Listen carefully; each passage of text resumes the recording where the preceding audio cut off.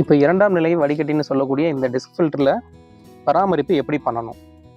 எப்போதுமே இந்த disk filter இல்லைனா ஸ்க்ரீன் ஃபில்டர் இருக்குது அப்படின்னா, நம்மளோட பாசன நேரம் முடிஞ்ச உடனே, உதாரணத்துக்கு இன்றைக்கி காலையில் 6 மணிலேருந்து 12 மணி வரைக்கும் நம்மளோட சொட்டு நீர் பாசனம் எல்லா வயலுக்கும் எல்லா வாழ்வையும் நம்ம திறந்து விட்டு பாய்ச்சிட்டோம். இல்லை இன்றைக்கி பாய்ச்ச வேண்டிய நேரத்தை நம்ம பாய்ச்சி முடித்த உடனே நம்ம இந்த இரண்டாம் நிலை வடிகட்டியை திறந்து உள்ளே இருக்கக்கூடிய தட்டு வடிகட்டியாக இருந்தாலும் சரி, திரை வடிகட்டியாக இருந்தாலும் சரி, அதாவது டிஸ்க் ஃபில்டராக இருந்தாலும் சரி, ஸ்க்ரீன் ஃபில்டராக இருந்தாலும் சரி, அதை எடுத்து நம்ம உடனே கழுவி வச்சுட்டோம் அப்படின்னம்னா இதோட ஆயுட்காலம் ரொம்ப நாள் வரும். மேலும் வந்து பார்த்திங்கன்னா இதோட சுத்திகரிப்பு திறன் ரொம்ப அதிகமாக இருக்கும்.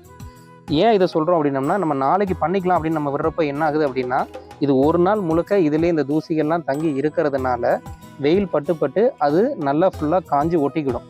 ஸோ அதுக்கப்புறம் நம்ம மறுநாள் வந்து பண்ணுறது ரொம்ப சிரமமாக இருக்கும். ஸோ இதை எப்படி நம்ம வந்து சுத்தப்படுத்தணும்னு பார்த்தீங்க அப்படின்னா, முதல்ல இங்கே இருக்கக்கூடிய ட்ரைனேஜ் வால்னு சொல்லக்கூடிய இந்த இதை திறந்து விட்டுட்டு இதில் இருக்கக்கூடிய அழுக்கு தண்ணீர் வெளியில் வர்றதுக்கு நம்ம வழிவகை செய்யணும். அதுக்கு அப்புறமா தான் நம்ம வந்து என்ன பண்ணணும், இந்த கிளாம்பை திறக்கணும்.